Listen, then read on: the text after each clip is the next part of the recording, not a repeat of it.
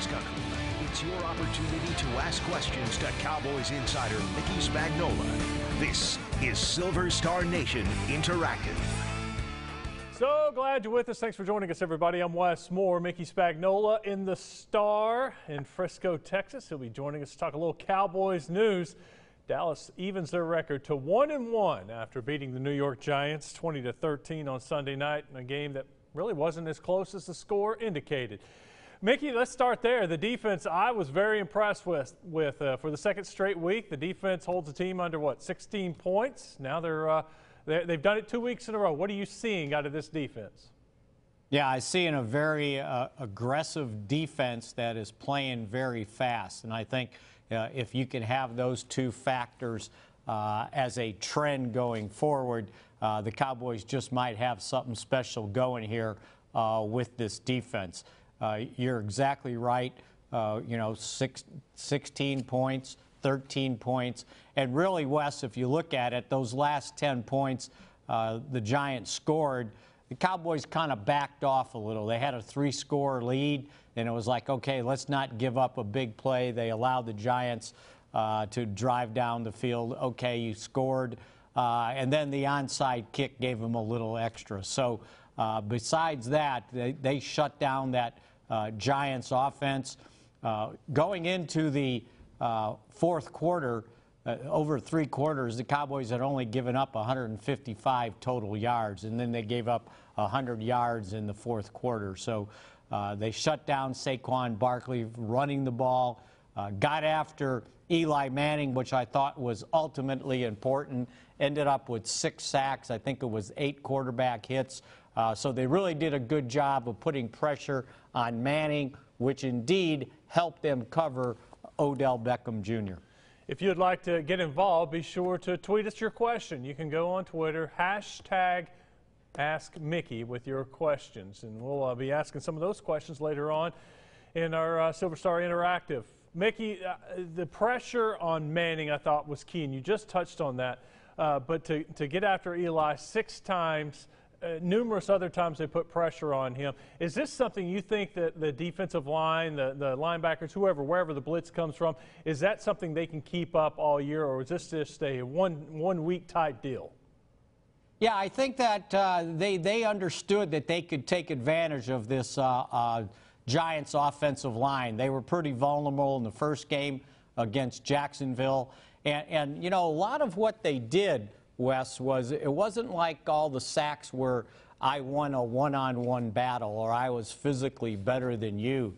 They kind of fooled the Giants offensive line. They had some games going. They had some double blitzes going that the Giants were confused and really didn't pick them up. Now, can you do that going forward? Well, maybe. I think that, more you put on tape, then you got to keep getting creative. And I think the thing you have to guard against is that just because you blitz doesn't mean you're going to get there, because there's a downside if you don't. So that they were able to get there certainly helps out. And maybe this group here and the blitzes they're using is going to help them get to the quarterback much better than they had previously, because a lot of times last couple, 2, 3, 4 years, the Cowboys blitzed, but they didn't get there. And then you leave yourself hung out to dry. So I think they've got something going here. Now let's see what happens going into Seattle. Well, it sounds like the Cowboys defense could get some good news. Xavier Woods, Randy Gregory could be on their way back. What would Woods and Gregory bring to this defense? Well, I think with Woods, you at least get a good 3-man rotation at the safety position. They were kind of hanging thin there when he missed those first 2 games. So the fact that they cut Tyree Robinson today to make room for Bryce Butler, he was basically the next safety up if anything had happened. So they must feel real good about Xavier Woods being back there. I think he is more of a true center field free safety, which allows Jeff Heath to play closer to the line of scrimmage, where I think he's really, really effective.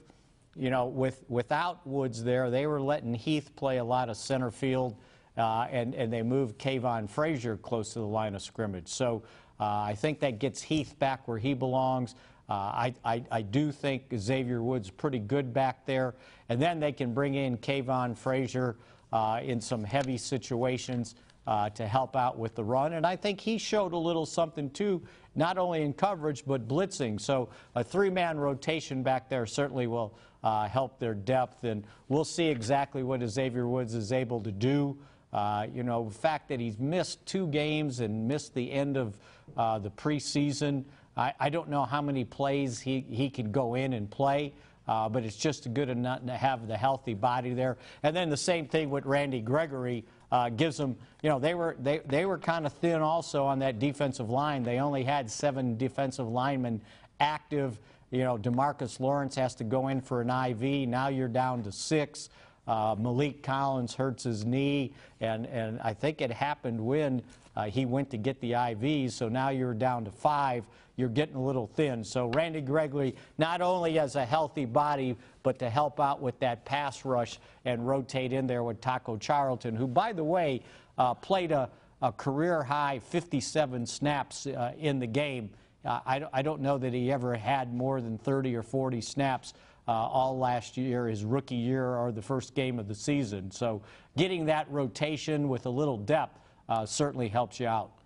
All right, Mickey Spagnola is with us. You can get involved. Ask Mickey a question on Twitter. The hashtag is AskMickey. I want to flip to the offensive side of the ball. And last week, I think we all heard Landon Collins basically just saying they're going to concentrate on taking the ball out of Zeke's hand, make Dak beat them. Well, I think he did. And I love the interview with Dak. He said, when looking at the camera, straight at the camera, challenge accepted. That's it. He didn't say anything else. Challenge accepted. Mickey, he accepted that challenge, and I thought Dak thrived on Sunday night. Yeah, and after the game on Sunday night, he should have said challenge met. And he kind of sloughed it off as saying, you know, I didn't take it very personally. He said, I took it as the challenge was to our team, that, you know, it wasn't up to me to beat the Giants. It was up to us to beat the Giants. And it's like, if you want to take one phase away from our game, then we'll beat you with another phase. And I think the Cowboys did that. Not only Dak, you know, standing in the pocket, throwing the ball, but with those run options that they ran. And it's like, okay, you want to concentrate on Zeke? He might not have the football. I might just keep it myself. And if you look at it, he ran, technically they had him down for 7 carries for 45 yards, but 2 of those carries were kneel downs. So really it was 5 carries for 47 yards, and that's just about right. You know, I think everybody got a little excited and go, oh, can we see more of that?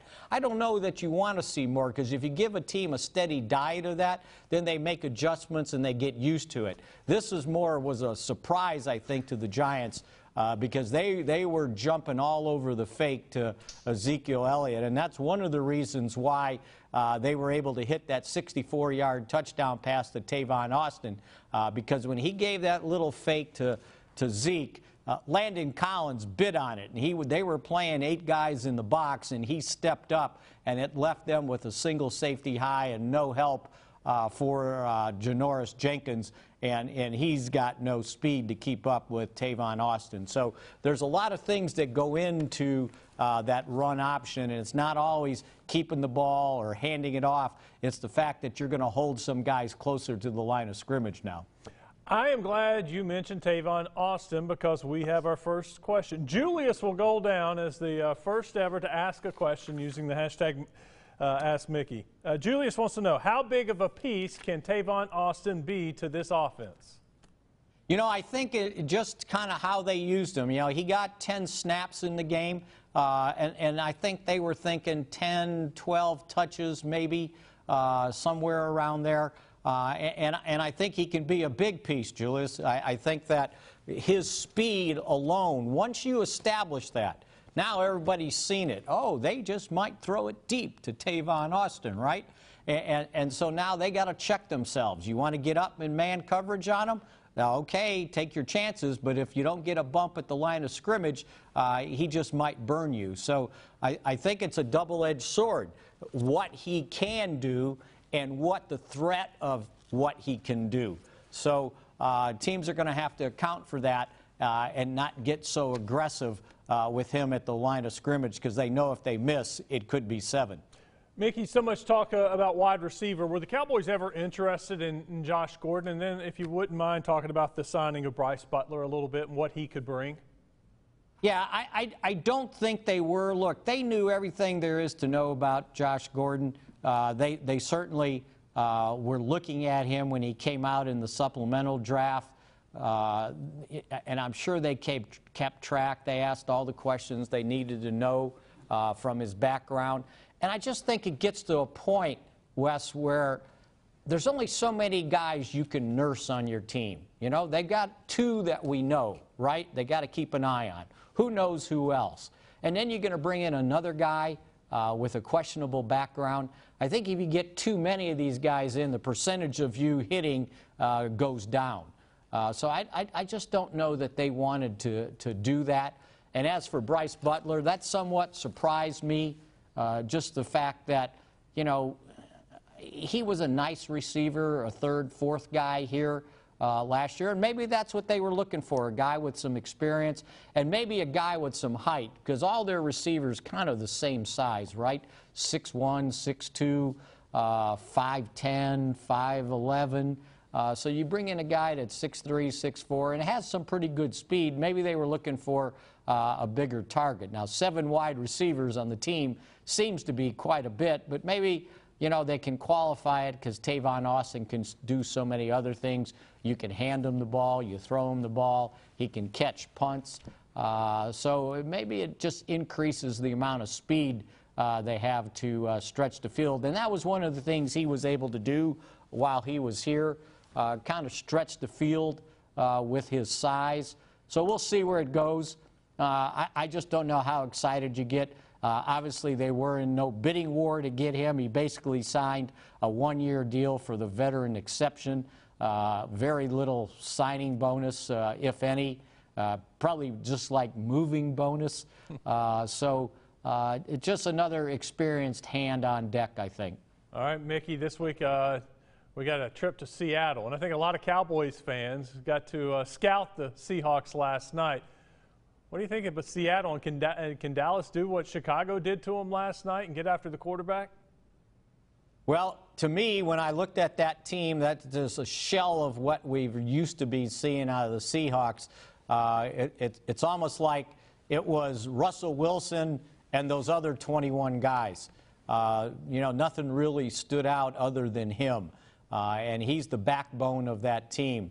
You know, the first game of the season, when they got beat by Denver, he did a pretty darn good job. He threw for nearly 300 yards and 3 touchdowns. So he can still be very dangerous in what he does. And just because the Seahawks are 0-2, I don't think anybody should take this trip up to Seattle for granted. I mean, the Cowboys are only 1-1, and it's not like they've wiped out anybody. And, Wes, I've got this theory in the National Football League. The more you lose in a row, the closer you are to winning, because you're not going to lose them all. And, you know, maybe this team's better than losing 3 straight, and this will be their home opener. So I'm sure everybody in Seattle that comes into that stadium is going to be all jacked up. Yeah, they can't afford to go 0-3. We talked last week about going 0-2. Just put yourself at Seattle. Yeah, that can't happen. We have another question. You guys can get involved. Ask Mickey is the hashtag on Twitter. David has a question. Do you think this year's defense is better than the last several years' defense? I think they've got more depth on this defense. I think the secondary is better. The cornerbacks are playing really well. The linebackers kind of got into the flow this last week. And then if you put Randy Gregory on that defensive line, and if and when David Irving gets back, I know the win is 4-game suspension, but with his problems, you just kind of never know. If you add those 2 guys to that front with the amount of pressure they've been putting on quarterbacks, yeah, I think this could be one of their better defenses. They went into last night's game the 4th-ranked defense in the National Football League. You know, I think it gets lost. Last year, they finished 8th in total yards. The problem was they were giving up too many points. And it kind of reminded me when I refreshed my memory of the score last year when they played Seattle. They got beat 21-12.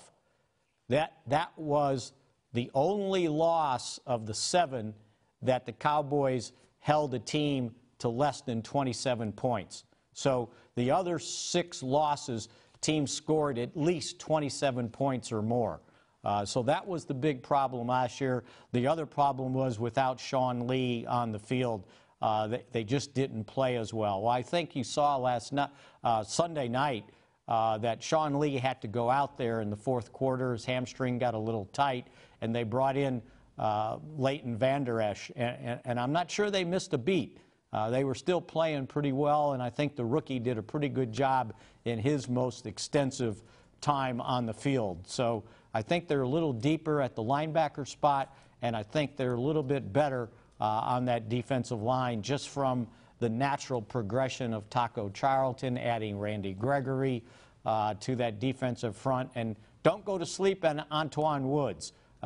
He's a pretty good plugger in the middle there with his maybe 6'1", but he's about 320 pounds. He's hard to move. Mickey, we got to go, but I got to ask you real quick. Shawn Lee, it's all precautionary, nothing to worry about there? Well, you never know with those hamstrings, Wes, but I think they were thinking, you know what, we're up 3 scores, let's just hold him out, because he was running up and down the sideline trying to convince him to put him back in the game, and I think they said, Shawn, just settle down. But he did manage to get back out there for that second onside kick, just in case someone in the middle needed to catch the darn ball. Mickey, thank you. That was a lot of fun. We'll do it again next Tuesday, 3 o'clock. Thank you, sir.